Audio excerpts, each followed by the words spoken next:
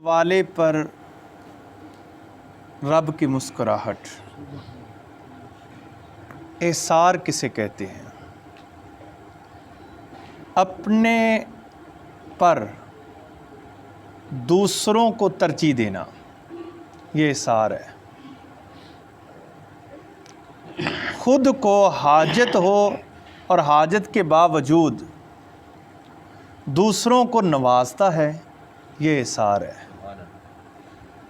اور اس میں ایک شخص جس کے کھانے پینے کی ساری ضرورتیں پوری ہیں اور اس نے ایک فقیر کو 1,00,000 روپے دے دیا، 1,00,000 کا اتنا فائدہ نہیں ہے جتنا اس شخص کو ایک روٹی کا فائدہ ہوگا جس کے پاس ایک ہی روٹی تھی۔ جب کھانے لگا تو سائل نے مانگا، کسی نے سوال کی، اس نے وہ ایک روٹی اس کو اٹھا کر دے دی۔ حضرت ابو ہریرہ رضی اللہ تعالیٰ عنہ سے روایت ہے، نبی کریم صلی اللہ علیہ وسلم کے پاس ایک مہمان آیا، کہیں سے چلتا ہوا۔ جب وہ دربار رسالت میں حاضر ہوا تو اس نے رات بسر کرنا تھی، اس نے کھانا طلب کیا تو سرکار دو عالم صلی اللہ علیہ وسلم نے صحابہ کو جمع کیا، فرمایا کہ جاؤ گھر سے پتہ کرو کوئی کھانے کے لیے کوئی چیز ہے۔ تو آگے سے جواب آیا، پانی کے علاوہ کچھ نہیں ہے۔ قربان جائیں، مالک کونین ہیں، گو پاس کچھ نہیں رکھتے، ان کے خالی ہاتھوں میں 2 جہاں کی نعمتیں۔ گھر میں کچھ بھی نہیں ہے، نہ جو ہے، نہ کنک ہے، گندم بھی نہیں ہے، کچھ بھی نہیں ہے، لیکن بانٹتے ہیں تو سب کی جھولیاں بھر دیتے ہیں۔ گھر سے آواز جب یہ آئی تو سرکار دو عالم صلی اللہ علیہ وسلم نے ارشاد فرمایا، من یضیف ھذا، اس کو کون مہمان بنائے گا؟ صحابہ سے پوچھا، کون اس کو مہمان بنائے گا؟ قال رجل من الانصار انا، ایک انصاری کھڑا ہوا اور اس نے کہا، حضور میں اس کو مہمان بناؤں گا۔ وہ اس کو لے کر اپنے گھر آیا، ما عندنا الا قوت صبیان، تو اپنی بیوی کو کہا کہ یہ سرکار کا مہمان ہے، آج اس کو کھانا ہم نے کھلانا ہے۔ تو اس نے کہا کہ ہمارے گھر میں تو کھانا تھوڑا ہے، وہ تو صرف بچے کھا سکتے ہیں، نہ تمہارے لیے ہے نہ میرے لیے ہے۔ تو صحابی نے کہا کہ اکرمی ضیف رسول اللہ صلی اللہ علیہ وسلم، رسول اللہ صلی اللہ علیہ وسلم کے مہمان کی عزت کرو، جو رسول کا مہمان ہے اس کی عزت کرو۔ بچوں کا معاملہ یہ مجھ پر چھوڑ دو، تم ایسا کرو، حینی طعامکی، تم اب کھانا تیار کرو، اصبحی سراجکی، شام ہوتے ہی تم ایسا کرنا کہ چراغ جو ہے وہ بجھا دینا، اور نومی صبیانکی، کہ اپنے بچوں کو آہستہ آہستہ اس نے سلانا شروع کر دیا۔ اب دیکھیں اس نے کیا کیا ہے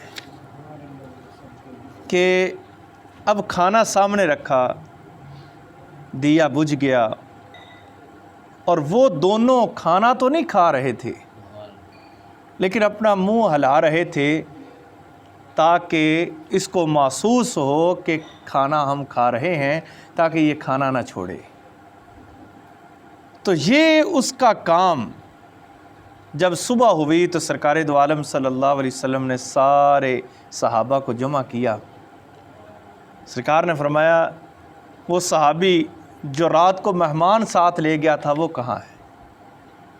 اور صحابہ نے، وہ انصاری صحابی کھڑا ہوا، فرمایا، ضحک اللہ اللیلہ، بخاری شریف کی حدیث پاک ہے، سرکار فرماتے ہیں، جس کو دیکھ کے ساری رات رب مسکراتا رہا ہے وہ تو ہے۔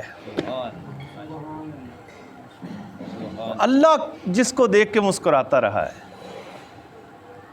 کیوں نے وہ احسار کیا اس نے؟ دوسروں کو ترجیح دی، اپنے آپ کو ترجیح نہیں دی اس نے۔ گھر میں کھانا بچوں کے لیے تھا، نہ بچوں کو کھلایا نہ خود کھایا، مہمان آیا تھا اس کو کھلایا، اور یہ کام رات کو دیا بجا کے جو انہوں نے کیا، خود ویسے منہ ہلا رہے تھے، اللہ تعالیٰ عرش معلیٰ پر مسکرا رہا تھا کہ دیکھو میرے بندے کیسے دوسروں کو ترجیح دے رہے ہیں۔ کام بات تو یہ ہے، یہ کوئی بات نہیں ہے کہ بندہ پیٹ بھر کے خود کھانا کھا لے، ہمسایہ بھوکا سویا ہوا ہے، کوئی کمال نہیں ہے۔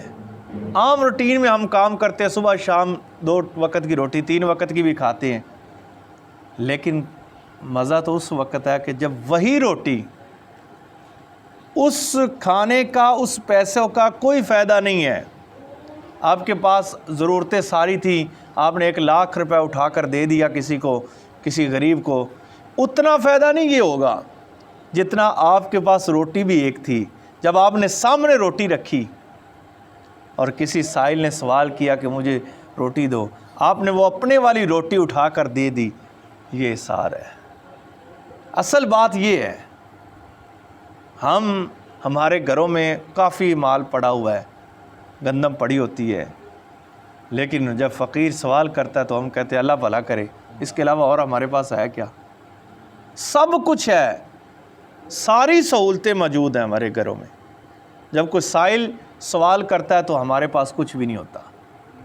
گندم کے اتنے ہیں کہ بچ جاتی ہے، کپڑے اتنے ہیں کہ وہ کبھی ایسے بھی ہیں جو سال میں پہنے کبھی نہیں ہے، ہمارے پاس برتن ایسے ہیں جو کبھی استعمال نہیں ہوئے، ہمارے پاس بستر اتنے ہیں جو کبھی استعمال نہیں ہوئے، ہمارے پاس چارپائی اتنی ہیں جو کبھی استعمال ہم نہیں کرتے، لیکن دوسروں کو دینے کے لیے کچھ بھی نہیں ہے۔